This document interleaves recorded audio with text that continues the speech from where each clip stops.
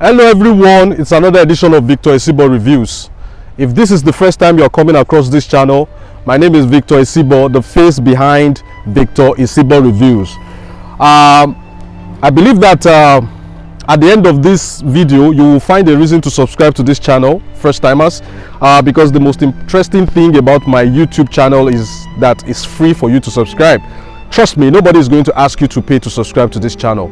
Yeah, trust me. Smash the red subscribe button, turn on the bell notification icon, and you'll see that it is free. And for my returning subscribers and viewers, salute. It's a pleasure having you back on this channel. This is like a mini vlog because you see I just played football with some very wonderful people behind me. I don't know if you can see them. Yeah, but today quickly I want to tell you something that your pastor would never tell you. You know, your pastor cares too much about the offerings you bring, the tithes and the seeds you sow. I don't care much about that. So I'm going to be telling you what your pastor would never tell you. I want to tell you why God is not answering many of your prayers. No matter how long you pray, no matter how hard you fast, no matter what you do, God is not answering those prayers. And without further ado, if you want to know why some of your prayers are not being answered, then stick around and go nowhere.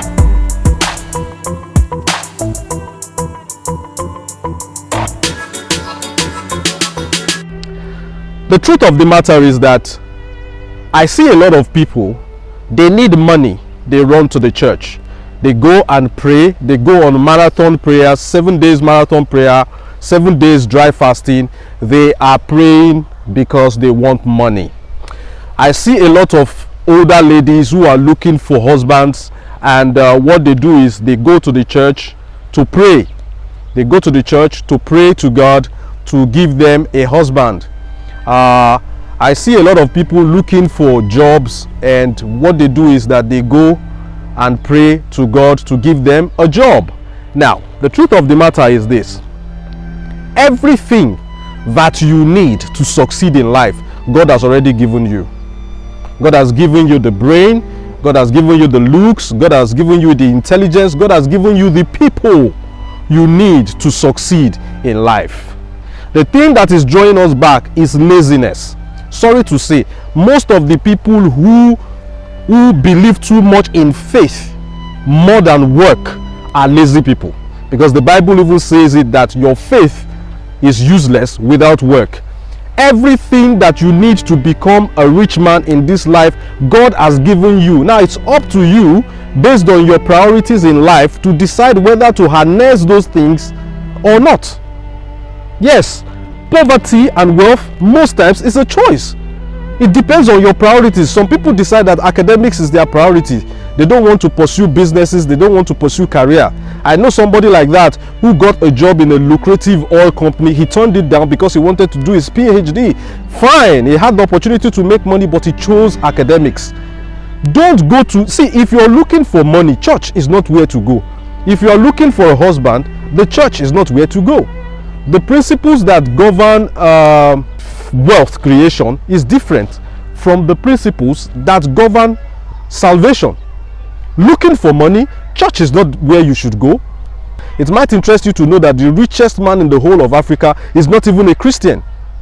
We Christians, we always say non-Christians are unbelievers. That means that the richest man in the whole of Africa is an unbeliever, according to you guys. So how come? So where did he go to get his own money? Did he go to the church? Church is not the place you should go. God does not answer a lazy man's prayer. God, give me money. He doesn't answer. Pray and fast for a whole year. He will not answer that prayer. And for the sister that is looking for a husband, you are praying that God should give you a husband. Go out. You will not go. The old girls association of your school, your alma mater, you don't mix up with them. Make friends. You will not make friends. Even ordinarily to say hi, to the handsome brother who lives in the same compound with you, you will not say hi to him. Meanwhile, you lock yourself up in the room praying that God should give you a husband.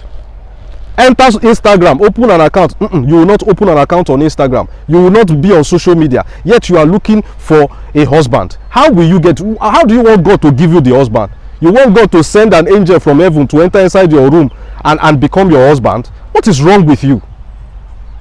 Okay, for the ones that even manage to enter social media, a brother, young, handsome looking brother, will slide into your DM and tell you hi. You will ignore him for 5 hours, 5 days, 1 whole week. You don't reply messages on Instagram. So how do you want God now to give you a husband? Husband and wife, you are praying for children, praying and fasting. At night, instead of you people to do the do, you'll be praying, you'll be fasting. The husband has fasted so much so that he doesn't even have the energy to do what it takes for them to make children, yet you are praying to have children. Now, the things that you need to get, the things that you want in life, God has already deposited them in you. If you are not using them, my brother and sister, it will be very difficult for you. Very difficult for you. It is well documented in the Bible that even Jesus Christ himself, the Son of God, he did not have a home to himself. He said that the Son of Man does not even have a place to lay his head.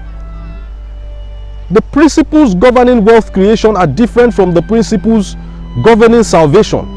Look at the story where Christ spoke to the rich man who said he wanted to follow him. Christ said, go and give up all your earthly possessions and follow me. The man ran away. And Christ said that it was easier for a camel to pass through a needle eye than for a rich man to make heaven. The principles that govern wealth creation are different from the principles of salvation. When Christ was fasting 40 days and 40 nights, the devil appeared to him, took him to a mountaintop, showed him all the beautiful kingdoms of the world, and asked that he bows before him, that he will give him all those possessions. That means the devil is in control of all the wealth in the world. He was offering it to Jesus Christ. Jesus Christ refused. How you use the gift God has given you is entirely up to you. God has given you the talent, the looks, the contact, everything you need to make it. But you may not even know that you have these things. That's why you need to work on yourself and look around you and tap into opportunities that are around you. I know a lady who was praying for a husband, a life partner, for years. For years.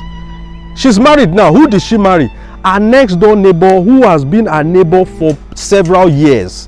What does that tell you? It tells you that this woman shut her eyes towards opportunities around her as she was just praying and praying and praying and praying.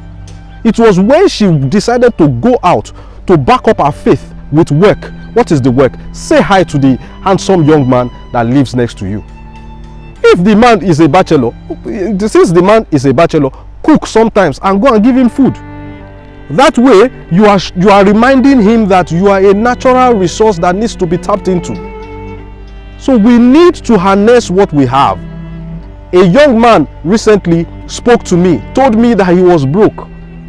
A graduate told me he was broke. Every day he's in church praying and fasting that God should give him money. I told him it's good to pray, it's good to have faith, but you have to back your faith up with work. Now you say that you are looking for money. When was the last time you sent out an application? Boy, he was looking at me. Okay, how are you going to get a job without applying? No, just tell me, how are you going to get a job without applying? Now you say you are looking for money. The guy drives a very sharp new Toyota Corolla. You have a Toyota Corolla. There are passengers on the road waiting for drivers that they are going to pay to take them from point A to point B. You can be one of the Ubers of this world and start making money. But no, you rather park the car there and be praying to God to send you money. God has provided you a means for you to make money by giving you a car. But you don't want to use it to make money. You just want God to throw manna from heaven down to you. I think we need to be creative. I think we need to use some sense when we are asking God for some things. The reason why God is not answering your prayer most times is because the answer to your prayers is right in front of you, but you could not see it. You are looking for a husband, you are looking for a wife, and you have been praying for it for a very long time. The answer to your prayer is right in front of you. Look harder, you will find it. You have been praying for money, you have been praying for opportunities to create wealth. God has not answered you, right? The answer to your prayer is right around you. Just look. The answer could be in form of a human being who could be a contact. The answer could be in form of your smartphone. You have a CV, you have a smartphone, you have internet. Send that application. Let's see. So guys, we need to have a paradigm shift in the way we think. We need to set our priorities right so that we can attract all the good things that life has to offer us. I believe you learned a thing or two from this video today. If you still haven't subscribed to the channel, I want you to subscribe right now. Give this video a like and share it within your circle so that more and more people can see it. Till I see you next time, I remain Victor Esibo. Let me go join my guys with the tradings that we're having. Thank you for watching this video. I'll see you next time. Bye for now.